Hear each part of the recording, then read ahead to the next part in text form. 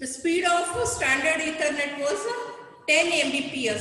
The data can be transmitted at a speed of 10 megabytes per second, and users were not satisfied with that speed, so they asked or they demanded for an increase in the transmission speed, and as a result of that, a new technology was included in the basic or standard Ethernet, and it came to be known as fast Ethernet. ಅದಕ್ಕೆ ಹೆಸರೇನಂತ ಕೊಟ್ಟರು?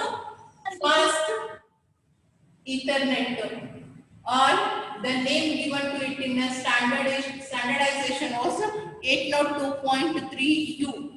Fast Ethernet ಅಥವಾ according to the standards of IEEE it was 802.3U ಅಂತ ಹೇಳ್ಕೊಟ್ರು. Standard ಗೆ ನಾವು ಬರೀ 802.3 ಅಂತ ಕರಿತಿದ್ವಿ, ಇದಕ್ಕೆ ಒಂದು ಎಡಿಷನ್ U ಅಂತ ಹೇಳಿ ಕೊಟ್ರು. And with that they made some changes to the existing scheme, and that changes were also with some of the rules and regulations. ಏನ್ ಕೊಟ್ಟಿದ್ರು ಅವರು? ಯೂಸರ್ ರಿಕ್ವೈರ್ಮೆಂಟ್ಸ್ ಬರೀ ಸ್ಪೀಡ್ ಅನ್ನ ಹೆಚ್ಚಿಗೆ ಮಾಡೋದು ಅಷ್ಟೇ ಅಲ್ಲ, ಆ ಸ್ಪೀಡ್ ಅನ್ನ ಹೆಚ್ಚಿಗೆ ಮಾಡ್ಲಿಕ್ಕೆ ಹೋಗಿ ಎಲ್ಲಾನು ಚೇಂಜ್ ಮಾಡಬೇಡ್ರಿ. The frame format should be same, minimum and maximum length of the frame should be same, and it should be backward compatible. That means ಈಗಿರುವಂತ ಸ್ಟ್ಯಾಂಡರ್ಡ್ Ethernet ಕಾನ್ಫಿಗರೇಷನ್ಸ್ ಇನ್ಸ್ಟಾಲೇಷನ್ಸ್ ಜೊತೆಗೇನೆ ನಾವು ಫಾಸ್ಟ್ Ethernet ಅನ್ನು ಬೇಕು ಅಂದ್ರೆ use ಮಾಡ್ಕೊಳ್ಳಿಕ್ಕೆ ನಮಗೆ option ಅನ್ನ provide ಮಾಡ್ರಿ. ಸ್ಪೀಡ್ ಜಾಸ್ತಿ ಮಾಡ್ರಿ ಅಂತಂದ್ರೆ ಅದರ ಅರ್ಥ ಪೂರ್ತಿಯಾಗಿ ಹೊಸ ಸೆಟಪ್ ಅನ್ನು ಮಾಡ್ರಿ ಅಂತ ಹೇಳ್ಬೇಡ್ರಿ. ಈಗ ಏನದಾವಲ್ಲ ಅದ್ರ ಜೊತೆಗೇನೆ ಒಂದಿಷ್ಟು ಮಾಡಿಫಿಕೇಶನ್ಸ್ ಅನ್ನ ಮಾಡಿ ನಮಗ ಸ್ಪೀಡ್ ಹೆಚ್ಚಿಗೆ ಮಾಡ್ಕೊಡ್ರಿ ಅನ್ನುವಂತ ಡಿಮಾಂಡ್ ಅನ್ನ ಇಟ್ಟಿದ್ರು. So they carried out certain researches in that particular area, and they finally came out with a result. Yes, will make changes to the existing. ಇರೋದಕ್ಕೇನೆ ಒಂದು ಸ್ವಲ್ಪ ಚೇಂಜಸ್ ಅನ್ನ ಮಾಡಿ ನಿಮ್ಮ ಡಿಮಾಂಡ್ ಅನ್ನ ನಾವೇನ್ ಮಾಡ್ತೀವಿ ಪೂರ್ತಿ ಮಾಡ್ತೇವೆ. And what were the changes, or what are the techniques that are being used in fast Ethernet? I have listed down here. Last class naga ನಾನು ಇದನ್ನೇ ಎಕ್ಸ್ಪ್ಲೈನ್ ಮಾಡ್ಲಿಕ್ಕತ್ತಿದ್ದೆ, ಬಟ್ ನಿಮಗ ಕಮ್ಯುನಿಕೇಶನ್ ಕೇಬಲ್ಸ್ ಟೈಪ್ಸ್ ಗೊತ್ತಿರಲಿಲ್ಲ ಅಂತ ಹೇಳಿ ಟ್ವಿಸ್ಟೆಡ್ ಕೋಯಾಕ್ಸಿಯಲ್ ಕೇಬಲ್ ಆಮೇಲೆ optical fibre ಬಗ್ಗೆ ಒಂದಿಷ್ಟು ಎಕ್ಸ್ಪ್ಲನೇಷನ್ ಕೊಡ್ಲಿಕ್ಕತ್ತಿದೆ. Because of that we have to stop it in between. So I will start from the fresh. You can either use it in a half duplex mode or you can use it in a full duplex mode. ಇದನ್ನ ನಾವೇನ್ ಮಾಡ್ಬೋದು? Half duplex mode ಒಳಗಾದ್ರೂ use ಮಾಡ್ಬೋದು, full duplex mode ಒಳಗಾದ್ರೂ use ಮಾಡ್ಬೋದು. Full duplex in the sense both sender and transmitter, receiver ಮತ್ತು sender ಇಬ್ರು at a time ಡೇಟಾನ ಟ್ರಾನ್ಸ್ಫರ್ ಮಾಡ್ಬೋದು, ರಿಸೀವ್ ಮಾಡ್ಕೋಬಹುದು. ಓಪನ್ ಮಾಡ್ಬೇಕಾದ್ರೆ ಇನ್ನೊಬ್ರು ವೇಟ್ ಮಾಡ್ಬೇಕಾದಂತ ಸಿಚುವೇಶನ್ ಅರೈಸ್ ಆಗಂಗಿಲ್ಲ. Both can have the transmission at the same time. Whereas half duplex ಇಬ್ಬರಿಗೂ ಸೆಂಡಿಂಗ್ ರಿಸೀವಿಂಗ್ ಅಥಾರಿಟಿನ ಕೊಟ್ಟಿರ್ತಾರ, ಬಟ್ ಇಬ್ರು ಒಂದೇ ಸರಿಗೆ ಮಾಡ್ಲಿಕ್ಕೆ ಆಗಂಗಿಲ್ಲ. ಒಬ್ರು ಕಳಿಸ್ಬೇಕಾದ್ರೆ ಇನ್ನೊಬ್ಬರು, if I am acting as a sender, the other person should be behaving as a receiver. When I complete my transmission, the other person can become the sender. Half duplex. Full duplex ಒಳಗ ಒಂದೇ ಸರಿಗೆ ಇಬ್ರು sender ಆಗಿನೂ act ಮಾಡ್ಬೋದು, ಇಬ್ರು receiver ಆಗಿನೂ act ಮಾಡ್ಬೋದು. So this particular fast Ethernet is using both half duplex mode and full duplex mode. If you are using half duplex mode of implementation, then you are following CSMA CD protocol. Half duplex mode the fast Ethernet ಅನ್ನು use ಮಾಡ್ತಿದ್ರಿ ಅಂದ್ರೆ ಅದರ ಅರ್ಥ ನೀವು CSMA CD protocol ಅನ್ನು use ಮಾಡ್ತೀರಿ. Carrier sense multiple access and collision detection. ನಿಮ್ಮ ಡೇಟಾನ ಕಮ್ಯುನಿಕೇಶನ್ ಚಾನೆಲ್ ಮೇಲೆ ಹಾಕೋಕ್ಕಿಂತ ಮುಂಚೆ you need to sense is there someone else who is using the cable. ಬೇರೆ ಯಾರಾದ್ರೂ ಕೇಬಲ್ ಯೂಸ್ ಮಾಡ್ಲಿಕ್ಕತ್ತಾರೇನೋ ಅನ್ನೋದನ್ನ ಚೆಕ್ ಮಾಡಿ ಆಮೇಲೆ ನಿಮ್ ಡೇಟಾನ ಹಾಕ್ಬೇಕು. ಬರೀ ಹಾಕಿದ ತಕ್ಷಣ ಮುಗಿಯಂಗಿಲ್ಲ, ಅದೆಲ್ಲಾದ್ರೂ ಕೊಲೈಡ್ ಆಗ್ತಿದೆ ಅನ್ನೋದು ಸಲುವಾಗಿ ಮತ್ತೆ ಸೆನ್ಸ್ ಮಾಡ್ಕೊಂತಾನೆ ಇರ್ಬೇಕು. If you are using full duplex mode of transmission, then you are going to use an intermediate device called as a switch for taking in and giving out. ಎಲ್ಲಿಂದ ಬಂದೈತಿ, ಯಾರಿಗೆ ಹೋಗಿ ಮುಟ್ಟಬೇಕು, ಸೋರ್ಸ್ ಮತ್ತು ಡೆಸ್ಟಿನೇಷನ್ ಅಡ್ರೆಸಸ್ ಮೇಲೆ input port ಮತ್ತು output port ನ connect ಮಾಡಿ ಡೇಟಾ ವಿಲ್ ಟ್ರಾನ್ಸ್ಮಿಟೆಡ್. ಇದು ಎಲ್ಲಿಂದ ಬಂದೈತಿ, ಯಾವ ಪೋರ್ಟ್ ಮೇಲೆ ಇದನ್ನ ಹೊರಗೆ ಹಾಕಬೇಕು ಅನ್ನೋದನ್ನ ನೋಡಿಕೊಂಡು ಅಲ್ಲಿ ಕಳಿಸ್ಬೇಕು. It will will be provided with the buffer. Buffer name temporary memory will be given to the switch.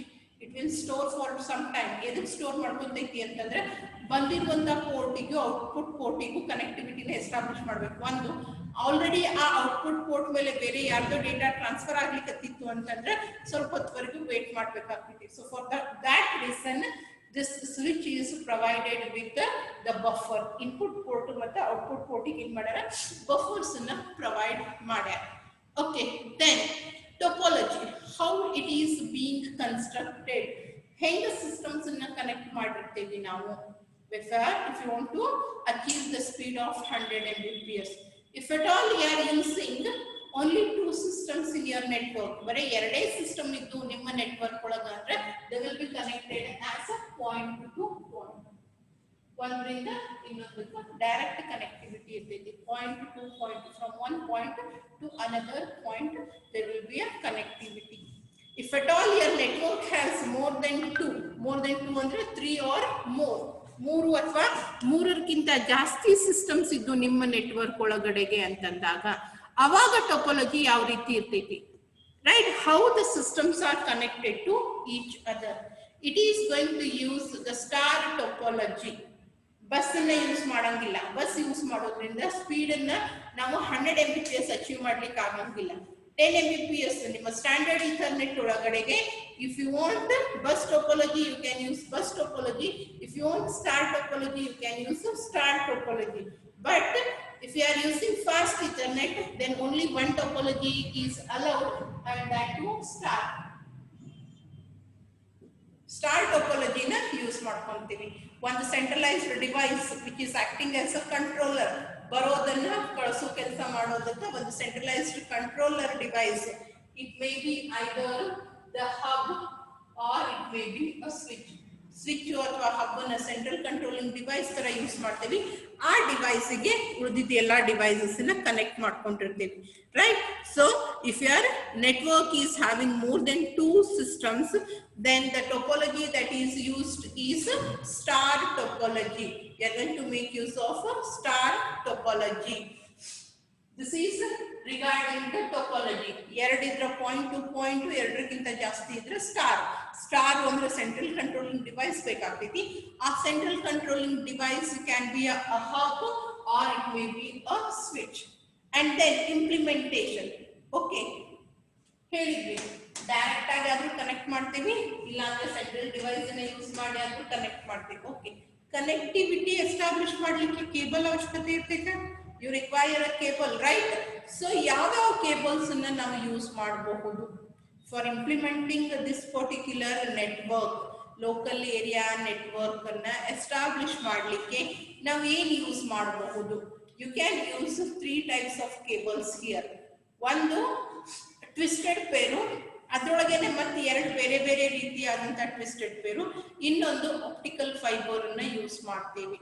If you are using optical fiber for the connectivity, connection establishment ಗೆ optical fiber ಅನ್ನ use ಮಾಡ್ತಿದ್ರಿ ಅಂದ್ರೆ optical fiber ಅದು 2 cables ಅನ್ನ use ಮಾಡ್ತೀವಿ ನಾವು, because it works in the full duplex mode. If you are using the optical fiber means it is going to implement the full duplex mode. That means ಒಂದು ಓಪನಿಗೆ ಇನ್ನೊಂದು ಇನ್ನೊಬ್ಬರಿಗೆ, because both will be acting as a sender at the same time. ಇಬ್ರು sender ರೀತಿ act ಮಾಡ್ತಿರ್ತಾರೆ. ಅದು ಯಾವಾಗ at a single time, ಆ ಒಂದೇ ಮೂಮೆಂಟ್ ನಾಗ. Consider for example point to point ನೇ ಕನ್ಸಿಡರ್ ಮಾಡಿ. he will be acting as a sender and at the same time he will also be acting as a sender. ಇವನಿಗೆ ಕಳಿಸ್ಲಿಕ್ಕೆ ಒಂದು separate ಬೇಕು, ಇವನಿಗೆ ಕಳಿಸ್ಲಿಕ್ಕೆ ಒಂದು ಸಪರೇಟ್ ಬೇಕು, and receive ಮಾಡ್ಕೊಳ್ಳಿದ್ವಿ. So you require a bi-directional 2 cables. ಇಲ್ಲಿ ನಾವೇನ್ ಮಾಡ್ಲಿಕ್ಕತ್ತೀವಿ, if you are using optical fiber then you are going to use 2 cables. ಒಬ್ಬನಿಗೆ ಒಂದು end device ಗೆ, transmission ಗೆ as well as for receiving. So you can either use optical fiber or you can use the category 5 twisted pair. I hope you remember what is a twisted pair optical. Last class one period idane ಹೇಳಿದೆ ನಾನು, ಹೇಳೋದನ್ನ ನಿಲ್ಲಿಸಿ. Twisted pair in the sense the structure will be like your DNA molecule. ಈ ರೀತಿಯಾದಂತ structure ಇರ್ತೈತಿ, ಅದನ್ನ ನಾವೇನಂತ ಕರಿತೀವಿ ಟ್ವಿಸ್ಟೆಡ್ ಪೇರ್ ಕೇಬಲ್ ಅಂತ ಕರಿತೀವಿ. And twisted pair again has two types, one is shielded and another one is unshielded. So ಎರಡು wires ಅನ್ನ ಯೂಸ್ ಮಾಡ್ತಿದ್ರಿ ಅಂತಂದ್ರೆ ನೀವು ಕ್ಯಾಟಗರಿ 5 ಟ್ವಿಸ್ಟೆಡ್ ಪೇರ್ ಅನ್ನಾದ್ರೂ ಯೂಸ್ ಮಾಡಬಹುದು. ಕ್ಯಾಟಗರಿ 5 ಎರಡು ಕೇಬಲ್ಸ್ ಅನ್ನ ಯೂಸ್ ಮಾಡ್ತೀವಿ, ಇಲ್ಲ ಅಂತಂದ್ರೆ ಎರಡು ಫೈಬರ್ ಆಪ್ಟಿಕ್ ಕೇಬಲ್ಸ್ ಅನ್ನಾದ್ರೂ ಯೂಸ್ ಮಾಡ್ತಾರೆ. ಇದಕ್ಕ ಕನೆಕ್ಟಿವಿಟಿ ಸಲುವಾಗಿ, ಫಾರ್ ಎಸ್ಟಾಬ್ಲಿಷ್ಮೆಂಟ್ ಆಫ್ ಕನೆಕ್ಷನ್. ಒಂದು ಸಿಸ್ಟಮ್ ಅನ್ನ ಸೆಂಟ್ರಲೈಸ್ಡ್ ಡಿವೈಸ್ ಗೆ ಇಲ್ಲ ಒಂದು ಸಿಸ್ಟಮ್ ಅನ್ನ ಇನ್ನೊಂದು ಸಿಸ್ಟಮ್ ಗೆ ಕನೆಕ್ಟ್ ಮಾಡ್ಲಿಕ್ಕೆ ನಮ್ಗೆ ಇಲ್ಲಿ ಕೇಬಲ್ಸ್ ಬೇಕು. ಸೊ ಆ ಕನೆಕ್ಟಿವಿಟಿನ ಎಸ್ಟಾಬ್ಲಿಷ್ ಮಾಡ್ಲಿಕ್ಕೆ ಆಪ್ಟಿಕಲ್ ಫೈಬರ್ ಅನ್ನಾದ್ರೂ ಯೂಸ್ ಮಾಡಬಹುದು, ಕ್ಯಾಟಗರಿ 5 ಅನ್ಶೀಲ್ಡೆಡ್ ಟ್ವಿಸ್ಟೆಡ್ ಪೇರ್ ಅನ್ನಾದ್ರೂ ಯೂಸ್ ಮಾಡಬಹುದು. ಇವೆರಡನ್ನು ಯೂಸ್ ಮಾಡಿದ್ರೆ ಎರಡೆರಡು ಕೇಬಲ್ಸ್ ನ ಯೂಸ್ ಮಾಡ್ತೀವಿ. ಇನ್ನೊಂದು ಆಪ್ಷನ್ ಏನು ಅಂದ್ರೆ you can use category 3, category 3, category 5, 6, 7 ಅಂತ ಹೇಳಿ ಬೇರೆ ಬೇರೆ ಕ್ಯಾಟಗರಿ ಟ್ವಿಸ್ಟೆಡ್ ಪೇರ್ ಬರ್ತಾವ. So you can use another type of twisted pair and that is category 3 unshielded twisted pair, UTP, category 3 unshielded twisted pair. ನೀವು ಈ cable ಅನ್ನ use ಮಾಡ್ತಿದ್ರಿ ಅಂದ್ರೆ 4 ಕೇಬಲ್ಸ್ ಅನ್ನ ಯೂಸ್ ಮಾಡ್ತೀವಿ. You are going to use 4 wires. ಇಲ್ಲದ ನೋಡ್ರಿ ಎಷ್ಟು 4 ವೈರ್ಸ್. ಅದೇ ನೀವು ಕ್ಯಾಟಗರಿ 5 ನ ಯೂಸ್ ಮಾಡ್ತಿದ್ರಿ ಅಂತಂದ್ರೆ you are going to use only 2 wires. This is all about the implementation. Actually ನಿಮ್ಮ ಟೋಪೋಲಜಿನ ನೀವು ಇಂಪ್ಲಿಮೆಂಟ್ ಯಾವ ರೀತಿ ಮಾಡ್ತೀರಿ ಅನ್ನೋದ್ರ ಬಗ್ಗೆ ಆಯ್ತು. Next, as you are going to encode and decode the data, transceivers ಅನ್ನ ಯೂಸ್ ಮಾಡ್ತೇವೆ ನಾವು. I hope you remember the physical layer of Ethernet. Systems are connected to cable with the help of a transceiver. And what is the work of transceiver? Encoding and decoding the data. So ಯಾವ encoding techniques ಅನ್ನ use ಮಾಡ್ತೀವಿ ಎಲ್ಲದಕ್ಕೂ, ಯಾಕಂದ್ರೆ ನಾವು implement ಮಾಡ್ಬೇಕಾದ್ರೆ ಬೇರೆ ಬೇರೆ ರೀತಿಯಾದಂತ ಕೇಬಲ್ಸ್ ಅನ್ನ ಯೂಸ್ ಮಾಡ್ಲಿಕ್ಕೆ ನಾವು ಎನ್ಕೋಡ್ ಮಾಡೋದ್ರ ಹಿಂದಿರುವಂತ ರೀಸನ್ ಏನು? The data that is handled by the system and the data that is handled by the communication medium is not same. Communication channel ಮೇಲೆ ಟ್ರಾವೆಲ್ ಆಗಬೇಕಾದ್ರೆ ಡೇಟಾ ಇರಬೇಕಾದಂತ ಫಾರ್ಮ್ಯಾಟ್, ಸಿಸ್ಟಮ್ ಒಳಗೆ data ಇರಬೇಕಾದಂತ format ಎರಡು same ಇಲ್ಲ, ಎರಡು ಬೇರೆ ಬೇರೆ ಅದಾವು. ಅದರ ಸಲುವಾಗಿ ನಾವೇನ್ ಮಾಡ್ತೀವಿ, ಕನ್ವರ್ಟ್ ಮಾಡ್ತೀವಿ. ಆ ಕನ್ವರ್ಟಿಂಗ್ ಕೆಲಸನ ಮಾಡ್ಲಿಕ್ಕೆ ಟ್ರಾನ್ಸಿವರ್ಸ್ ಇಟ್ಕೊಂಡಿವಿ. ಇಲ್ಲಿ ನೀವು ಇಂಪ್ಲಿಮೆಂಟ್ ಮಾಡೋ ಹೊತ್ನಾಗ ಅಂದ್ರೆ ಕನೆಕ್ಷನ್ ಸೆಟಪ್ ಮಾಡ್ಬೇಕಾದ್ರೆ ಒಂದೇ ರೀತಿಯಾದಂತ ಕೇಬಲ್ ಅನ್ನ ಯೂಸ್ ಮಾಡ್ಲಿಕ್ಕತ್ತಿಲ್ಲ. They have given options here. ನೀವು ಕ್ಯಾಟಗರಿ 3 ಯೂಸ್ ಮಾಡ್ಬೋದು, ಕ್ಯಾಟಗರಿ 5 ಯೂಸ್ ಮಾಡ್ಬೋದು, ಇಲ್ಲ ಅಂತಂದ್ರೆ ಆಪ್ಟಿಕಲ್ ಫೈಬರ್ ಅನ್ನಾದ್ರೂ ಯೂಸ್ ಮಾಡ್ಬೋದು. ಅಲ್ಲಿ ಬೇರೆ ಬೇರೆ ಬರ್ತಾವು ಅಂತಂದ್ರೆ ಎನ್ಕೋಡಿಂಗ್ ಡಿಕೋಡಿಂಗ್ ಟೆಕ್ನಿಕ್ಸ್ ಯಾವ ಕೇಬಲ್ ಯೂಸ್ ಮಾಡಿರಿ ಅನ್ನೋ ಬೇಸಿಸ್ ಮೇಲೆ ಬೇರೆ ಬೇರೆ ರೀತಿಯಾದಂತದನ್ನ ಯೂಸ್ ಮಾಡ್ತೀವಿ. ಆಪ್ಟಿಕಲ್ ಫೈಬರ್ ಯೂಸ್ ಮಾಡಿದ್ರೆ ಬೇರೆ, ಕ್ಯಾಟಗರಿ 5 ಟ್ವಿಸ್ಟೆಡ್ ಪೇರ್ ಯೂಸ್ ಮಾಡಿದ್ರೆ ಬೇರೆ, ಕ್ಯಾಟಗರಿ 3 ಟ್ವಿಸ್ಟೆಡ್ ಪೇರ್ ಯೂಸ್ ಮಾಡಿದ್ರೆ ಬೇರೆ. ಇದ್ರೊಳಗೆ ನೋಡ್ರಿ ಯಾವ್ದ ಬೇಸಿಕ್ ಈಥರ್ನೆಟ್ ಒಳಗ ಮ್ಯಾಂಚೆಸ್ಟರ್ ಎನ್ಕೋಡಿಂಗ್ ಒಂದನ್ನೇ ಯೂಸ್ ಮಾಡಿದ್ವಿ. That was the common technique that was used for encoding and decoding. ಆದ್ರೆ ಇಲ್ಲೇ ಬೇರೆ ಬೇರೆ ಯೂಸ್ ಮಾಡ್ಲಿಕ್ಕತ್ತೀವಿ. What are those different techniques? If you are using category 5 100 base TX in the sense for the implementation, category 5 twisted pair is used. Category 5 twisted pair na use ಮಾಡ್ತಿದ್ರಿ ಅಂತಂದ್ರೆ 4B by 5B encoding and decoding ಅನ್ನ use ಮಾಡ್ತೀವಿ. What is this 4B by 5B? If you want to send 4 bits of data, ನಿಮಗೆ transfer ಮಾಡಬೇಕಾಗಿದ್ದು 4 bits ಇತ್ತು ಅಂತಂದ್ರೂ ನಾವು ಡೇಟಾನ ಏನ್ ಮಾಡ್ತೀವಿ, 5 ಬಿಟ್ಸ್ ನ ಹಾಕ್ತೀವಿ. You are going to transfer 5 bits, ಒಂದು extra bit, that is for conversion purpose ಸಲುವಾಗಿ ಅಂತ. 4B by 5B ಬರ್ತೈತಿ, then you have 8B by 10B ಅಂತ ಹೇಳಿ ಬರ್ತೈತಿ. ಸೊ ಬೇಸಿಕ್ ಮೆಥಡ್ ಯಾವ್ದನ್ನ ಯೂಸ್ ಮಾಡ್ತೀವಿ, 4B by 5B. That means if you want to transfer 4 bits, then those 4 bits will be converted into 5 bits and they will be sent on the communication medium. ಯಾವಾಗ ನೀವು category 5 twisted pair ಅನ್ನ use ಮಾಡ್ತಿದ್ರಿ ಅಂತಂದ್ರೆ, and because of that not only 100 ಈ particular communication line ಅನ್ನ ಯಾವುದು category 5 ನ use ಮಾಡಿದ್ರಿ ಅಂದ್ರೆ you can even achieve 125 Mbps also. 100 ಅಷ್ಟೇ ಅಲ್ಲ, 100 ಗಿಂತ ಜಾಸ್ತಿನೂ ಅಚೀವ್ ಮಾಡ್ಲಿಕ್ಕೆ ಬರ್ತೈತಿ. That is 125 Mbps of speed can be achieve. And if you are using optical fiber, 100 base FX1 ಅಂದ್ರೆ 100 speed, 100 Mbps baseband, and FX stands for optical fiber. Optical fiber use ಮಾಡ್ತಿದ್ರಿ ಅಂತಂದ್ರೆ NRZ use ಮಾಡ್ತಾರೆ. What is NRZ? Non return to zero inverted. Board ಮೇಲೆ ಕಾಣಿಸ್ತಾ ಇಲ್ಲ, ಎಲ್ಲರಿಗೂ ಬರ್ತಿದ್ದು NRZI encoding technique ಅಂತ ಬರ್ತೈತಿ. NRZ stands for non return to zero. ಈ ಕೋಡಿಂಗ್ ಸ್ಕೀಮ್ಸ್ ಅನ್ನ ನೀವು ಡಿಟೇಲ್ ಆಗಿ ಕಲಿತೀರಿ. ಈಗ ಸದ್ಯಕ್ಕೆ ನೆನ್ಪಿಟ್ಕೊಂಡಿರಿ non return to zero.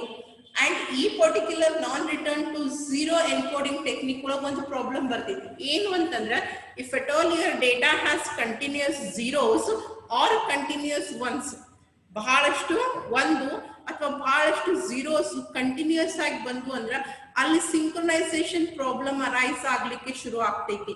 Differentiate ಮಾಡ್ಲಿಕ್ಕೆ ಆಗಂಗಿಲ್ಲ. ಎಲ್ಲಿ ಒಂದು ಪಲ್ಸ್ ಶುರು ಆಯ್ತು ಎಲ್ಲಿಗೆ ಎಂಡ್ ಆಗ್ತೈತಿ ಅನ್ನೋದನ್ನ ಡಿಫ್ರೆನ್ಶಿಯೇಟ್ ಮಾಡ್ಲಿಕ್ಕೆ ಬರಂಗಿಲ್ಲ. ಯಾಕೆ ಬರಂಗಿಲ್ಲ ಅನ್ನೋದನ್ನ ನೀವು ಆ ಎನ್ಕೋಡಿಂಗ್ ಟೆಕ್ನಿಕ್ ಯೂಸ್ ಮಾಡಿದಾಗ ನಿಮ್ಗೆ ಗೊತ್ತಾಗ್ತೈತಿ. For now remember only this much. NRZ inverted ಒಳಗ ಕಂಟಿನ್ಯೂಸ್ ಝೀರೋ ಸಪ್ರೇಟ್ ಆಗಿ 0 1 ಈ ರೀತಿ ಬಂದು ಅಂದ್ರೆ ಏನು ಪ್ರಾಬ್ಲಮ್ ಆಗಂಗಿಲ್ಲ. ಆದ್ರ ಬಹಳಷ್ಟು ಝೀರೋಸ್ ಬಹಳಷ್ಟು ಒಂದಾದ್ಮೇಲೆ ಒಂದಂತೆ ಕಾನ್ಸಿಕ್ಯೂಟಿವ್ ಆಗಿ ಬಂದು ಅಂದ್ರೆ ಒಂದು ಪಲ್ಸ್ ಎಲ್ಲಿ ಶುರು ಆಗುತ್ತೆ ಎಲ್ಲಿಗೆ ಎಂಡ್ ಆಗುತ್ತೆ ಅನ್ನೋದನ್ನ ಡಿಫ್ರೆನ್ಶಿಯೇಟ್ ಮಾಡೋದು ಡಿಫಿಕಲ್ಟ್ ಆಗ್ತೈತಿ.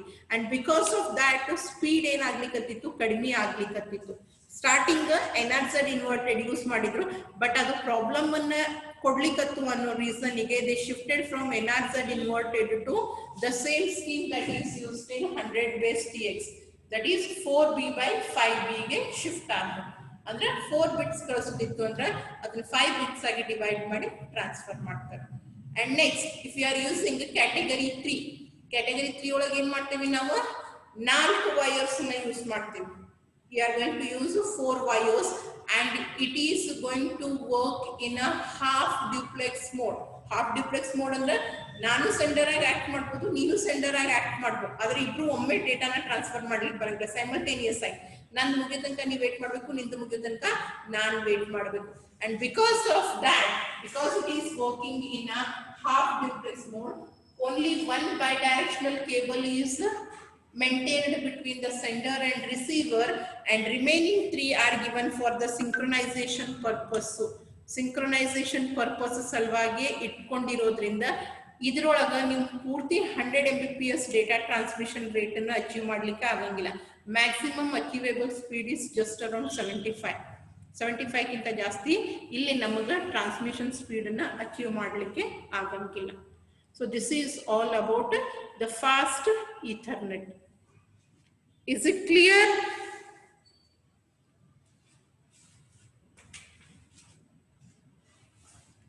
Is it clear?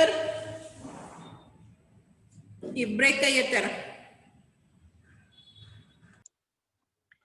The users were not even satisfied with the 100 Mbps.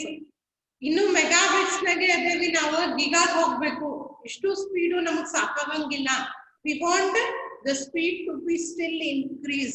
ಮತ್ತೆ ಡಿಮಾಂಡ್ ಅನ್ನ ಇಟ್ರು, ಏನು ಈ ಸ್ಪೀಡು ಸಾಕಾಗಂಗಿಲ್ಲ, ಇನ್ನೊಂದ್ ಸ್ವಲ್ಪ ಸ್ಪೀಡ್ ಬೇಕು. Is it possible for you to achieve? Is it possible for you to achieve still more transmission speed? Transmission speed ಅನ್ನ ಹೆಂಗರೆ ಮಾಡಿ ಏನ್ ಮಾಡ್ರಿ, ಹೆಚ್ಚಿಗೆ ಮಾಡ್ರಿ. ಹೆಂಗೆ ಹೆಚ್ಚಿಗೆ ಮಾಡ್ತೀರಿ?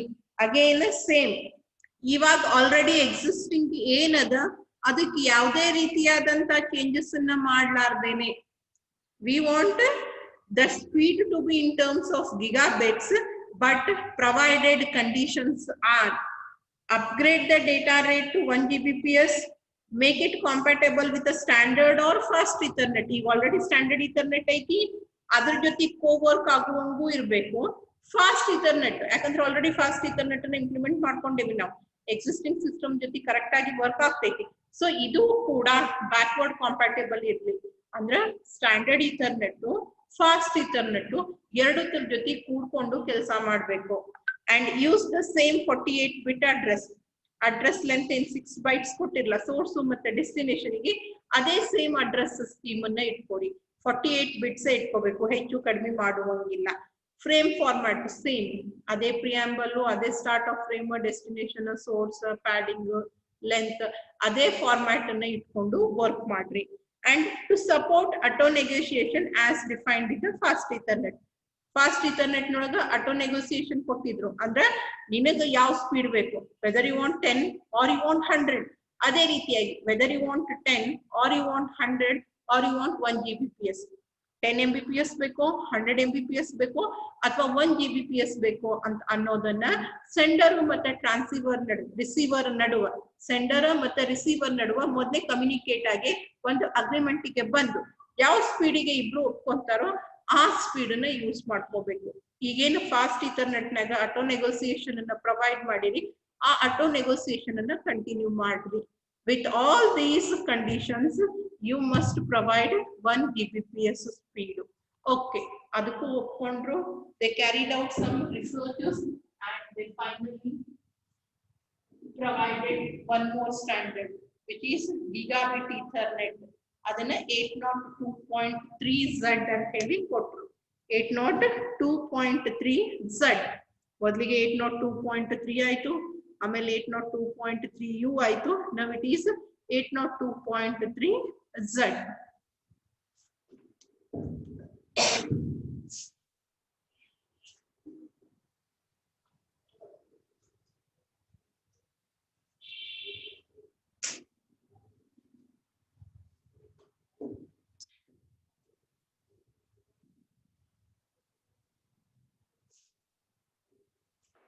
Okay. Same here also. In the gigabit Ethernet also, either you can use full duplex mode of communication or you can use half duplex mode of communication. Full duplex mode ಬೇಕು ಅಂದ್ರೆ full duplex mode ಅನ್ನ use ಮಾಡಬಹುದು, ಇಲ್ಲ half duplex mode ಬೇಕು ಅಂತಂದ್ರೆ ನೀವು half duplex mode ಅನ್ನ use ಮಾಡ್ಕೋಬಹುದು. If you are using full duplex mode, it works in both modes, that is full duplex mode and half duplex mode. Even the gigabit Ethernet is going to work in both full duplex as well as in the half duplex mode. Full duplex mode ಅನ್ನು use ಮಾಡ್ತಿದ್ರಿ ಅಂದ್ರೆ centralized device switch is being used, and if you are using half duplex, then say CSMA CD protocol is being used.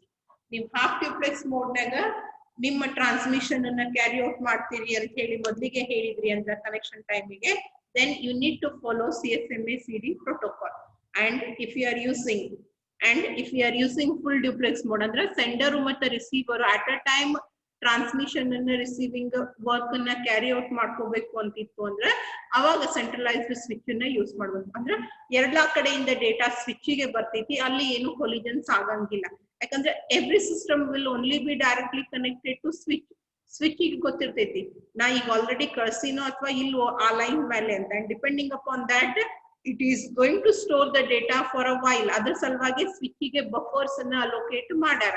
So because of switch is given the authority of controlling, managing, and it is given with a buffer, system ಗಳಿಗೆ ಕೆಲಸ ಕಡಿಮೆ ಕೊಟ್ಟಾರ.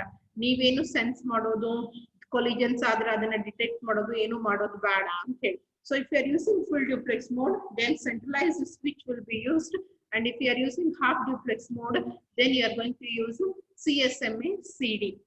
And one of the most important requirement of this gigabit Ethernet was 1 Gbps speed ಅನ್ನ achieve ಮಾಡಬೇಕು ಅಂತ ಹೇಳಿ ಇತ್ತು.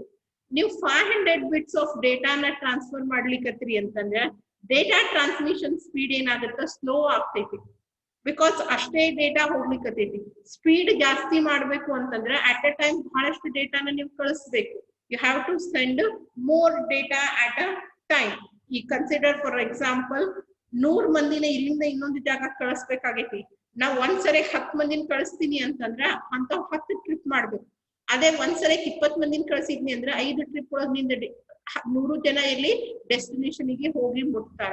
So the main tactic or strategy that was used in gigabit Ethernet was to increase the frame length. But condition ಕೊಟ್ಟಾರ ಅವರು ಏನು frame formatting ಏನು changes ಅನ್ನ ಮಾಡಬೇಡ್ರಿ. Don't do any changes to the frame format. ಎಷ್ಟದ ಅದನ್ನ ಅಷ್ಟೇ ಇಡ್ರಿ. Minimum 64 ನೇ ಇಡ್ರಿ, ಮ್ಯಾಕ್ಸಿಮಮ್ 1052 ನೇ ಇಡ್ರಿ. ಅದ್ರೊಳಗೆ ನೀವೇನು ಚೇಂಜಸ್ ಅನ್ನ ಮಾಡಬೇಡ್ರಿ ಅಂತ ಹೇಳ್ಯಾರ. With that point in mind, what they did is they applied or they started using another technique. ಏನು ಅಂತಂದ್ರೆ ಕ್ಯಾರಿಯರ್ ಎಕ್ಸ್ಟೆನ್ಷನ್ ಇಲ್ಲ ಅಂತಂದ್ರೆ ಫ್ರೇಮ್ ಬಸ್ಟಿಂಗ್. ಎರಡರೊಳಗೆ ಒಂದನ್ನ ಯೂಸ್ ಮಾಡಿ ಡೇಟಾ ಟ್ರಾನ್ಸ್ಮಿಷನ್ ಸ್ಪೀಡ್ ಅನ್ನ ಹೆಚ್ಚಿಗೆ ಮಾಡಿದ್ರು. One is carrier extension or burst. Frame burst use ಮಾಡಿದ್ರು.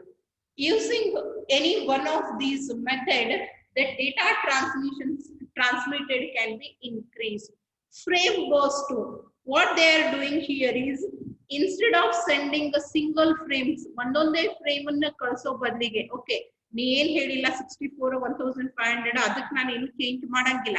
ಆದ್ರೆ ಟ್ರಾನ್ಸ್ಫರ್ ಮಾಡ್ಬೇಕಾದ್ರೆ ಒಂದೇ ಫ್ರೇಮ್ ಅನ್ನ ಟ್ರಾನ್ಸ್ಫರ್ ಮಾಡೋ ಬದಲಿಗೆ ಆ ರೀತಿಯಾದಂತವು ನನಗೇನು ಲೆಂತ್ ಬೇಕಾಗೈತಿ ಆ ಲೆಂತ್ ಅಚೀವ್ ಆಗೋ ತನಕ ಸಣ್ಣ ಫ್ರೇಮ್ಸ್ ಅನ್ನ ಒಂದೊಂದಾಗಿ ಕಳಿಸೋ ಬದಲಿಗೆ ಏನ್ ಮಾಡೋದು, instead of transferring a single frames, they are going to cumulate, they are going to gather more than one frame. ಒಂದಕ್ಕಿಂತ ಜಾಸ್ತಿ ಫ್ರೇಮ್ ಅನ್ನ ಕಲೆಕ್ಟ್ ಮಾಡ್ಕೊಂಡು ಒಂದೇ ಸರಿಗೆ ಏನ್ ಮಾಡ್ತಾರೆ, ಬಹಳಷ್ಟು ಫ್ರೇಮ್ಸ್ ಅನ್ನ ಟ್ರಾನ್ಸ್ಫರ್ ಮಾಡ್ತಾರೆ. By that you can achieve the maximum speed, right? Frame busting ಏನ್ ಮಾಡ್ತೀವಿ ನಾವು ಅಂತಂದ್ರೆ, we are going to make use of multiple frames. Multiple ಅಂದ್ರ ಒಂದಕ್ಕಿಂತ ಜಾಸ್ತಿ ಫ್ರೇಮ್ ಅನ್ನ ಟ್ರಾನ್ಸ್ಫರ್ ಮಾಡೋದು ಒಂದೇ ಸರಿಗೆ. ನೋಡ್ಲಿಕ್ಕೆ ಒಂದೇ ತರ ಕಾಣಿಸ್ತೈತಿ, ಒಂದಕ್ಕೆ ಒಂದು ಅಟ್ಯಾಚ್ ಮಾಡಿ ಬಹಳಷ್ಟು ಫ್ರೇಮ್ಸ್ ಅನ್ನ ಒಮ್ಮೆ ಟ್ರಾನ್ಸ್ಫರ್ ಮಾಡೋದು. And because of that you can achieve more speed. Whereas in the carrier extension ಒಳಗ ನಾವೇನ್ ಮಾಡ್ಲಿಕ್ಕತ್ತೀವಿ, minimum length of the frame as 512 bytes. ನಾವೇನ್ 64 bytes ಇಟ್ಟಿದ್ವಿ, ಅದನ್ನ ನಾವೇನ್ ಮಾಡಿದ್ವಿ 512 bytes ಗೆ ಇಟ್ಟೇವಿ. That means this method forces a station to add extension bits to any frame that is less than 4096 bits. 4096 bits ಕಿಂತ ಕಡಿಮೆ ಇರೋದಕ್ಕ padding ಅಂತ ಹೇಳಿ ಕರಿತಿದ್ವಲ್ಲ, ಬರ್ಸ್ಟ್ ಒಳಗೆ ಏನ್ ಮಾಡ್ತೇವಿ, ಒಂದು ಫ್ರೇಮ್ ಸಣ್ಣದಿತ್ತು, ಒಂದು ಫ್ರೇಮ್ ನಮಗ 496 bytes ಅಷ್ಟ ಆಗ್ಲಿಲ್ಲ. ಮ್ಯಾಕ್ಸಿಮಮ್ ಲೆಂತ್ ನನಗೆ ಎಷ್ಟು ಬೇಕಾಗಿತ್ತು, 496 bytes ಬೇಕು. ಆದ್ರೆ ನಾನು ಮೊದಲಿಗೆ ಅಗ್ರಿಮೆಂಟ್ ಮಾಡ್ಬೇಕಾದ್ರೆ ಏನ್ ಹೇಳಿನಿ, ನಿನ್ನ ಅಕಾರ್ಡಿಂಗ್ಲಿ 64 ಮತ್ತು 1500 ಕಿಂತ ಏನು ಚೇಂಜಸ್ ಮಾಡಂಗಿಲ್ಲ ಅಂತ ಹೇಳಿ. ಅದ್ರ ಸಲುವಾಗಿ ನೀನ್ ಕಳಿಸಿದ ಫ್ರೇಮ್ ಅನ್ನ ಇಟ್ಕೊಂತೀನಿ ಮತ್ತೊಬ್ಬಂದು, ಮತ್ ಈ ರೀತಿಯಾಗಿ ನನಗೇನು ರಿಕ್ವೈರ್ಮೆಂಟ್ ಅದ ಅಷ್ಟು ಪೂರ್ತಿ ಆಗೋವರೆಗೆ ಕ್ಯುಮುಲೇಟ್ ಮಾಡ್ಕೊಂಡು ಒಂದೇ ಸರಿಗೆ ಮ್ಯಾಕ್ಸಿಮಮ್ ಎಷ್ಟು ಆಗ್ತಾವೋ ಅಷ್ಟನ್ನ ಕಳಿಸ್ತೀವಿ. ವೆರಾಸ್ ಇನ್ ದ ಕ್ಯಾರಿಯರ್ ಎಕ್ಸ್ಟೆನ್ಷನ್ ಈ ರೀತಿ ಅಕ್ಯುಮುಲೇಟ್ ಮಾಡೋ ಬದಲಿಗೆ ನೀವು ಕೊಟ್ಟಿರುವಂತ ಒಂದಕ್ಕೆ ನಾವೇನ್ ಮಾಡೋದು, ಕ್ಯಾರಿಯರ್ ಅನ್ನು ಅಂದ್ರೆ ಎಕ್ಸ್ಟ್ರಾ ಪ್ಯಾಡಿಂಗ್ ಅನ್ನ ಅಟ್ಯಾಚ್ ಮಾಡೋದು. ನಿನ್ನ ಹೆಚ್ಚಿಗೆ ಕಳಿಸು ಅಂತ ಹೇಳಂಗಿಲ್ಲ, ನೀ ಎಷ್ಟು ಕಳಿಸ್ತಿ ಅಷ್ಟೇ ಕಳಿಸು. ಬಟ್ ನಿನ್ನ ಡೇಟಾಗ ನಾನೇನ್ ಮಾಡ್ತೀನಿ, padding. It is not data, it is extra data, redundant data ಅಂತ ಕರೀತಾರೆ. ಅದಕ್ಕೇನು ಮೀನಿಂಗ್ ಇರಂಗಿಲ್ಲ. ಅಲ್ಲಿ ರಿಸೀವರ್ ಎಂಡಿಗೆ ಹೋದ ತಕ್ಷಣ ಅದನ್ನ ಡಿಸ್ಕಾರ್ಡ್ ಮಾಡ್ಬಿಡ್ತಾರೆ. ನೀವ್ ಹೆಂಗ್ ಆಲ್ರೆಡಿ ಒಳಗ್ ಪ್ಯಾಡಿಂಗ್ ಅನ್ನ ಯೂಸ್ ಮಾಡಿರಿ, ಆ ರೀತಿ ಎಕ್ಸ್ಟರ್ನಲ್ ಪ್ಯಾಡಿಂಗ್ ಅನ್ನ ಯೂಸ್ ಮಾಡೋದು. That is what is called as carrier extension.